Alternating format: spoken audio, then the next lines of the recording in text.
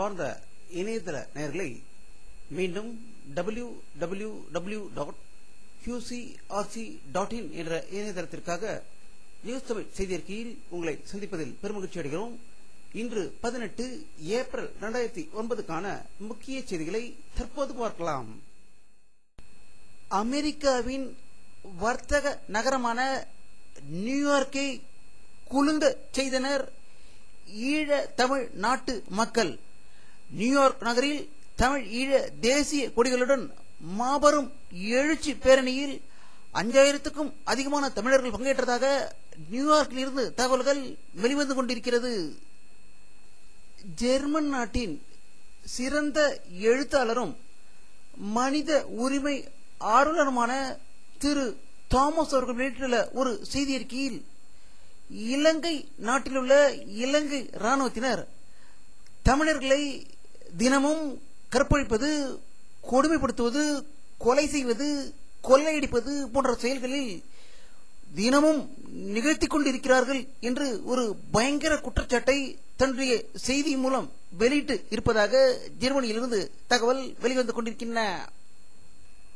சோனியா காந்தி அவர்களே ஈழ தமிழர்களை கொலை செய்வதை இலங்கை அரசு நிறுத்த வேண்டும் என்று வலியுறுத்தி கடந்த 6 நாட்களாக உண்ணாவிரதம் இருந்து வரும் பெண்கள் அமைப்பினர் அவற்றுக்கு எதிர்ப்பு தெரிவித்து பெண்கள் அமைப்பினர் இருந்து ஒரு 500 பேர் காங்கிரஸ் கட்சி அலுவலகமான சத்தியமூர்த்தி பவனை இன்று முற்றுகையிட்டதால் பெரும் பரபரப்பு ஏற்பட்டுள்ளதாக சத்தியமூர்த்தி பவனிலிருந்து தகவல்கள் வெளியாகிக் கொண்டிருக்கின்றன.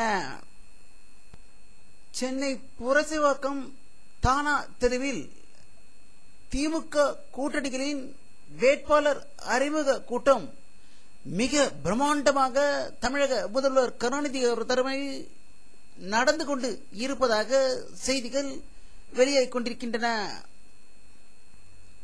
லட்சிய திமுக தலைவர் விஜய் டி ராஜேந்தர் முதற்கட்ட வேட்பாளர் பட்டியலை இன்று வெளியிட்டுள்ளதாகவும், கள்ளக்குறிச்சி தொகுதியில் விஜய் டி ராஜேந்தர் தனித்து போட்டியிடப் போவதாகவும், அத்தொகுதியில் விஜயகாந்தின் மச்சான் போட்டியிடுகிறார் என்பது குறிப்பிடத்தக்கது.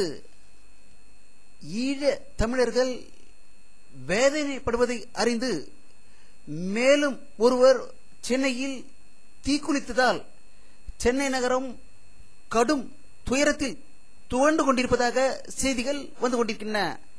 சென்னை வடபழனியில் வசி வரும் சிவா என்ற சிவானந்தம் சொந்த ஊர் கரூர் மாவட்டம் என்றும், அவருடைய சொந்த தொழில் நெசவு தொழிலாகவும், சென்னையில் அவர் பெயிண்டராக வேலை பார்த்தபோது பத்திரிகை டிவிக்களில் வரும் ஈழத்தமிழரின் கொடுமையை பார்த்து தற்கொலை செய்து கொண்டதாக அதிர்ச்சி தகவல் வந்து கொண்டிருக்கிறது. தேர்தல் பிரச்சாரத்தை தொடங்கி விட்டார் அதிமுக பொதுச் செயலாளர் செல்வி ஜெயலலிதா அவர்கள். திருநெல்வேலியில் வாக்கு சேகரிப்பதற்காக தன்னுடைய முதல் நாள் பிரச்சாரத்தை நெல்லையில் ஆரம்பித்த செல்வி ஜெயலலிதா அவர்கள் அங்கு வேட்பாளரை அறிமுகப்படுத்திவிட்டு பேசுகையில், மத்தியில் அதிமுக உதவிடம் அமையும் ஆட்சியில் இலங்கை தமிழர்களின் மறு புனரமைப்புக்கு 10,000 கோடியில் பெரும் திட்டம் செயல்படுத்தப்படும் என்று சூளுரைத்ததாக திருநெல்வேலியில் இருந்து தகவல்கள் வெளியாகிக் கொண்டிருக்கின்றன.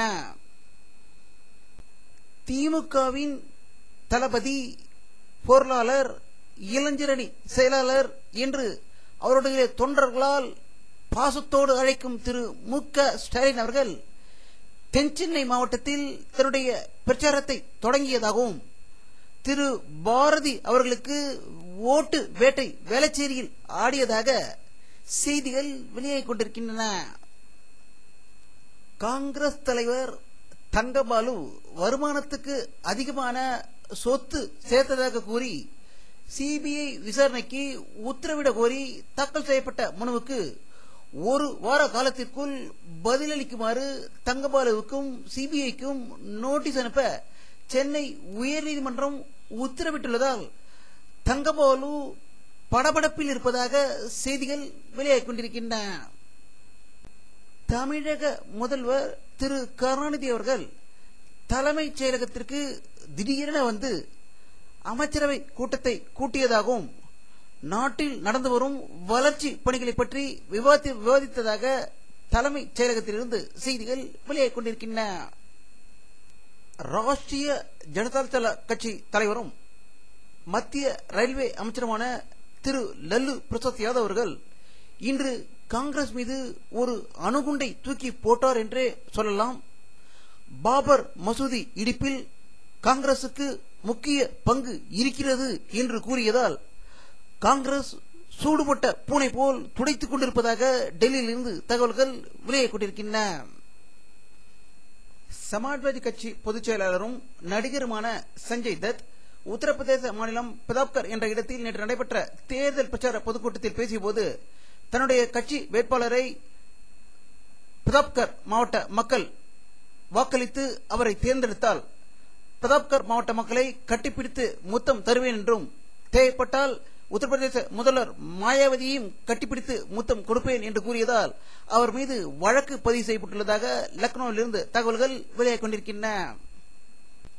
பாகிஸ்தானில் வடமேற்கு பகுதியில் உள்ள சோதனை சாவடி அருகே சக்தி வாய்ந்த வெடிகுண்டு வெடித்ததில் 6 பேர் உடல் சிதறி பலியானதாகவும் பலர் படுகாயம் அடைந்திருப்பதாக இஸ்லாமாபாத்திலிருந்து செய்திகள் வெளியாகிக் கொண்டிருக்கின்றன. ஆப்கானிஸ்தான் எல்லையிலிருந்து இஸ்லாமாபாத்தை கைப்பற்ற வேண்டும் என்ற ஒரே நோக்கத்தோடு தாலிபான்கள் இஸ்லாமாபாத்தில் உள்ள அருகில் உள்ள ஒரு நகரத்தை கைப்பற்றி விட்டதாக இஸ்லாமாபாத்திலிருந்து செய்திகள் வெளியாகிக் கொண்டிருக்கின்றன. பெரும் பணம் மூலதனம் மற்றும் சூதாட்டம் போல் ஆடப்பட்டிருக்கும் இந்தியன் பிரீமியர் லீக் என்ற கிரிக்கெட் பந்தயத்தின் இன்று சென்னை அணியை மும்பை அணி தோற்க அடித்ததாக தென்னாப்பிரிக்காவிலிருந்து செய்திகள் வெளியாகிக் கொண்டிருக்கிறது. சென்னைக்கு மிக அருகில் மையம் கொண்டிருந்த புயல் சின்னமானது கடந்த 3 நாட்களாக ஆந்திரா, ஒரிசா, மேற்கு வங்காளம், அடுத்து பங்களாதேஷை அடைந்தது என்று நேற்று கூறியிருந்தோம். அங்கு பயங்கர புயல் மற்றும் மழை பெய்ததால் 6 பேர் உயிர் இழந்ததாகவும் அந்த புயல் பங்களாதேஷை கடந்து விட்டதாக தகவல்கள் வெளியாகிக் கொண்டிருக்கின்றன. வானிலை அறிக்கை 18 ஏப்ரல் 2009 பிற்பகல் 3 மணி எடுக்கப்பட்ட சேட்டலைட் புகைப்படத்தை தற்போது பார்த்துக் கொண்டிருக்கிறீர்கள். தமிழகத்தில் சுத்தமாக மேகமூட்டம் தெரியவில்லை. வெயிலின் தாக்கம் அதிகரித்துக் கொண்டு இருப்பதால் மக்கள் கடும் அவதிப்பட்டுக் கொண்டிருப்பதாக தமிழகத்தின் அனைத்து பகுதிகளிலிருந்தும் செய்திகள் வந்த வண்ணம் இருக்கின்றன. இத்துடன் இந்த செய்தி அறிக்கை நிறைவடைகிறது. மீண்டும் நியூஸ் தமிழ் செய்தி அறிக்கையில் உங்களை சந்திக்கும் வரை உங்களிடமிருந்து விடைபெறுவது உங்கள் கே பாலாஜி. நன்றி.